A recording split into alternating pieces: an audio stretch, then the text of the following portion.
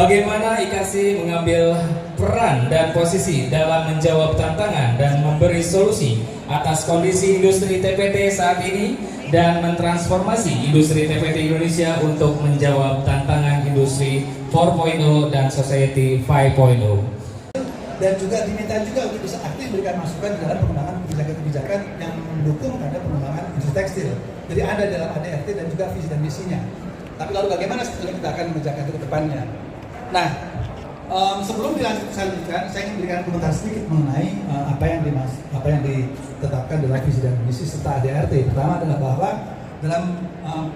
dalam beberapa tahun IKASI berjalan, tapi sebetulnya sikap take it for granted tadi itu tidak mendorong kita untuk bisa lebih maju. Contoh saja misalnya pendidikan kita yang sekarang terapan diploma 4 kemudian magis terapan itu kan pernah dianggap sebagai satu kemunduran seolah-olah dibandingkan dengan posisi kita waktu itu sebagai sekolah akademi. Tapi sebetulnya sekarang dalam kesempatan ini kami sangat berterima kasih Intertext 2024 PT Peraga Nusantara Jaya.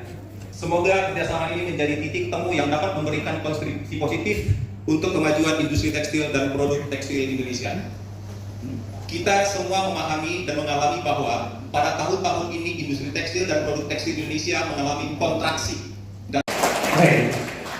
Hadirin yang berbahagia, saya tahu Anda semuanya ceritanya kompeten di dalamnya. Tapi saya jadi mengingatkan perkataan seseorang temannya Kang Mirza bahwa kompetensi itu didukung oleh yakni skill, knowledge, dan attitude. Dan ketiganya itu adalah tidak berarti jika tidak ada. Akan berarti apa-apa jika ada atau keberadaan atau kehadiran. Untuk itu kehadiran Bapak Ibu. Because there was a pandemic before COVID, there was a pandemic in China in 2006, and the government of Sweden asked colleges to form something with no other artificial oils on the ground. In 2020, when this last pandemic happened, we went back to our roots and decided to work on development technologies that can combat COVID outbreak. It was basically for the prevention of it, all this working all the devices. Dan dengan stay fresh itu kain tersebut tidak akan sangat kecil kemungkinan dan tidak akan bakteri dapat berkembang atau mikrobia dapat berkembang pada kain, di mana bakteri adalah sumber dari bau dan juga mungkin lebih banyak penyakit juga ya. Lalu yang kedua adalah teknologi odor crunch dengan teknologi silika, di mana kain yang sudah ditreatment dengan odor crunch, kain tersebut dapat menyerapkan bau-bau sehingga seperti bau badan, lalu bau rokok, bau makanan dan lain-lain itu dapat tersamakan bahkan hilang sama sekali.